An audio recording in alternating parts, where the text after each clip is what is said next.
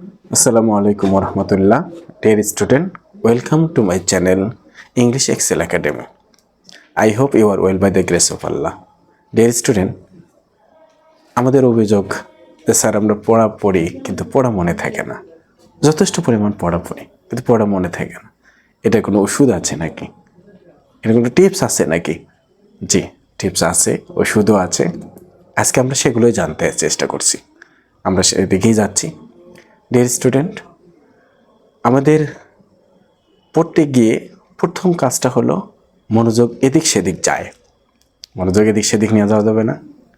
প্রথম কাজ যেটা হচ্ছে সমস্ত মনোযোগ সব দিক থেকে ফিরাই নিয়ে এসে আমাদের যেটা পড়তেছি ওই দিকে মনোযোগ দিতে হবে। মোবাইল সাইলেন্ট করে রাখতে হবে, ফেসবুক অফ করে রাখতে হবে, TikTok of, YouTube of, short video of, সমস্ত কিছু অফ করে দিয়ে আমরা যেটা পড়তেছি, যেহেতু এখানে সময় নষ্ট করতেছি বা সময় ব্যয় করতেছি, অতএব কেন আমরা এই সময়টা অন্য কিছু করব? সময়টা যেহেতু এদিকে যাচ্ছে, অতএব এদিকে মনোযোগ দিতে হবে। আমরা যদি ভাত খাই, যখন ভাত খাওয়ার সময় মনোযোগ না দিই, অনেক সময় দেখব যে ভাত নাকের মধ্যেও যেতে পারে। অতএব আমাদের যেটা পড়তেছে সেদিকে মনোযোগ দিতে হবে। মনোযোগ ধরে রাখা হচ্ছে সবচেয়ে কন্ট্রোলের বিষয়, সবচেয়ে গুরুত্বপূর্ণ বিষয়। এটাই যদি করতে পারি আমরা, ফার্স্ট টপিক হচ্ছে মনোযোগ এদিকে ফিক্স করে দিতে হবে। নাম্বার 2, জোরে জোর পড়তে হবে। জোরে জোরে পড়তে হবে, তাহলে মনোযোগ আসবে। আমার পড়াটা আমার কান পর্যন্ত যেন যায়, এদিকে খেয়াল রাখতে হবে। কান পর্যন্ত যদি আমার পড়া যায়, তাহলে দেখবা যে মনে থাকবে, আর সমস্যা হবে না। মনে থাকবেই। নিজের পড়া কান পর্যন্ত নিয়ে যেতে হবে, তাহলে আমরা দেখব যে মনে রাখার মতো গুরুত্বপূর্ণ ব্যাপারটা নিয়ে আর টেনশন করতে হবে না। এরপরে যেই পড়াটা আমরা পড়বো সেটা লিখে লিখে পড়তে হবে। আমরা লিখে পড়ি না, আমরা খালি মুখস্থ করে যাই, আমরা লিখি না।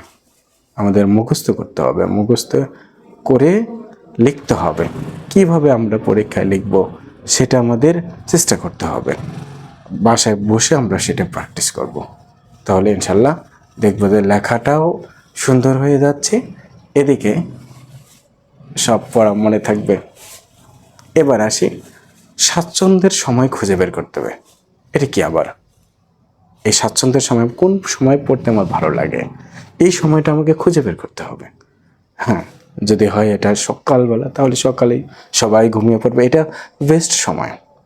আমাদের পড়ালেখার সবচেয়ে বেস্ট সময় হচ্ছে ভোরবেলা থেকে সকাল 9টা 8টা পর্যন্ত, যতক্ষণ মানুষ নিরিবিলিতে থাকে, ঘুমায় থাকে অনেকে, চারিদিকে পরিবেশ ঠান্ডা, নীরব, নিস্তব্ধ। সেই সময়টায় পড়া, আধা ঘন্টার পড়া 10 মিনিট হবে, 1 ঘন্টার পড়া আধা ঘন্টায় হবে, 2 ঘন্টার পড়া আধা ঘন্টা হয়ে যেতে পারে। অতএব আমাদের একটা সুন্দর একটা সময় বের করতে হবে। আমার কোন সময় পড়তে ভালো লাগে সেই সময়টা আমরা বেছে নেব। রই যখন থাকবে সেই সময় পড়াটা খুব একটা মনোযোগে যাবে না। পড়বো সেটা অবশ্যই রিভিশন দেব। রিভিশন বলতে কি বোঝে?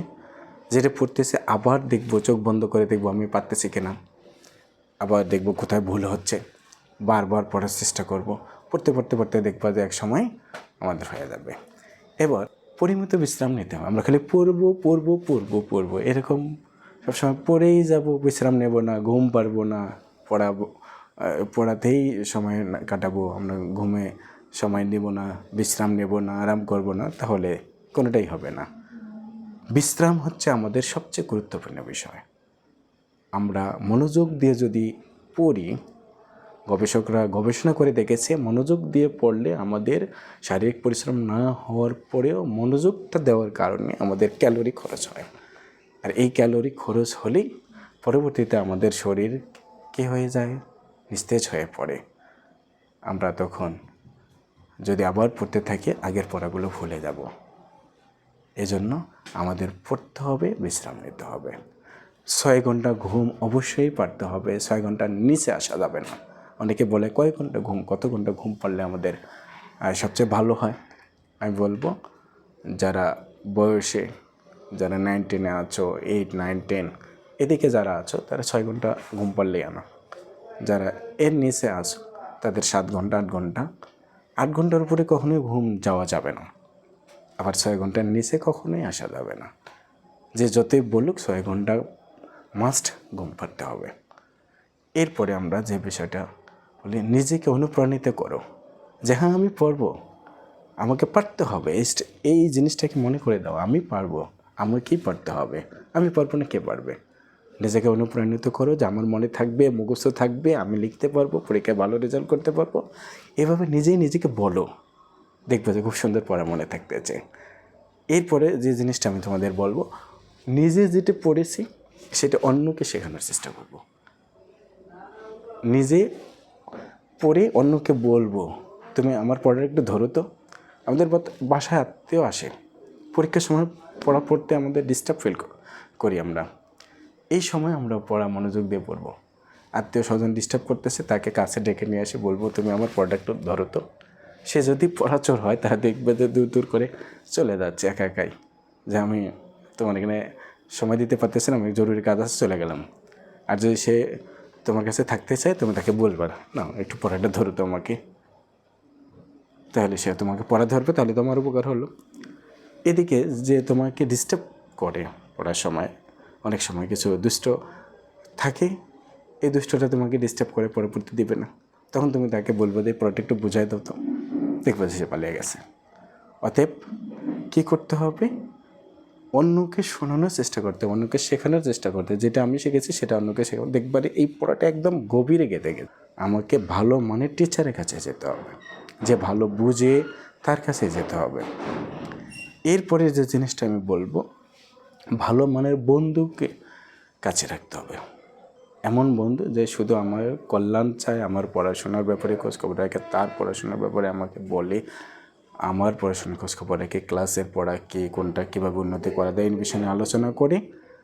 এই যে আমার কল্যাণ চায়, এরকম বন্ধু আমার কাছে রাখতে হবে। তাহলে আমরা কি করব?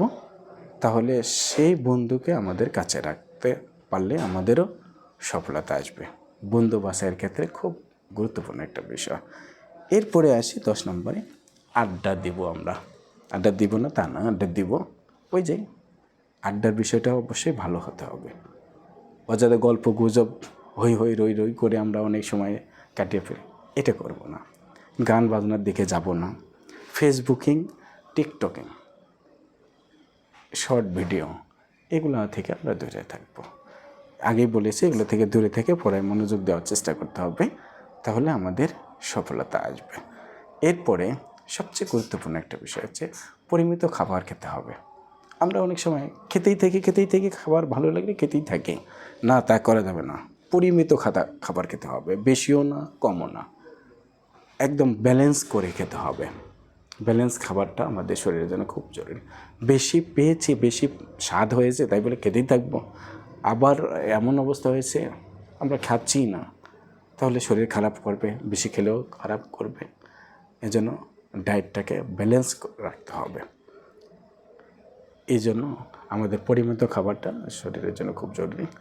তাহলে পড়ায় মনোযোগ বাড়বে, শরীর ভালো থাকবে, মন ভালো থাকবে, পড়াও ভালো হবে। এরপরে যে বিষয়টা, মধু খেতে হবে। মধু গুরুত্বপূর্ণ একটা আমাদের খাবার, যেটি রাসূল সাল্লাল্লাহু আলাইহি ওয়াসাল্লাম আমাদের বলছে, মৃত্যু ব্যতীত মধু আর কালোজিরা সকল রোগের ওষুধ। মধু একটা স্মৃতিশক্তি ব্যাপক কাজ করে। মধু খেতে হবে, কালোজিরা পেলে খেতে হবে। এক মনীষী বলেছে যে কেউ যদি হাদিস মুখস্থ করতে চায়, একজন বড় আল্লাহওয়ালা ব্যক্তি, উনি বলে কেউ যদি হাদিস মুখস্থ করতে চায় সেজন্য কিশমিশ খায়। অতএব আমাদের মুখস্থ বিদ্যার জন্য আমাদের কিশমিশ খেতে হবে, মধু খেতে হবে, কালোজিরাও খাবো আমরা। এগুলো হচ্ছে গুরুত্বপূর্ণ বিষয়। আর অনেক অনেক উপকার আছে এই জিনিসগুলোর। এরপরে যে জিনিসটা তোমাদের জন্য, সেটা হচ্ছে গুরুত্বপূর্ণ একটা বিষয়। আমরা আজকে মডার্ন যুগে এসে উপস্থিত হয়েছি, প্রত্যেকের হাতে আমাদের মোবাইল ভালো জিনিস, আমি বলবো না খারাপ জিনিস। আমরা যদি এটাকে ভালো কাজে ইউজ করি ভালো জিনিস, খারাপ কাজে ইউজ করলে খারাপ জিনিস। আমরা কোন কাজে ইউজ করতেছি এটা হলো দেখার বিষয়। মোবাইলে একটা ভিডিও দেখতে গেলে খারাপ কিছু এসে গেলে আমরা ওই দিকে মনোযোগ হয়তো বা দিই, আমাদের বয়স ওই দিকে নিয়ে যায়, কিন্তু যাওয়া যাবে না। কন্ট্রোল করতে হবে, নফসকে কন্ট্রোল করতে হবে, আমাদের মনকে কন্ট্রোল করতে হবে না।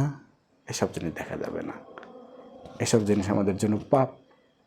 কেউ যদি পাপ থেকে বেঁচে থাকতে পারে তারপরে মনে থাকবে। পড়া মনে রাখার অন্যতম উপায় হলো পাপ থেকে বেঁচে থাকা। আমরা মনে রাখতে পারি না, এর পেছনে কারণ এটা, আমরা অনেকে পাপ করি, পড়া মনে থাকে না। পাপ থেকে বেঁচে থাকলেই পড়া মনে থাকবে।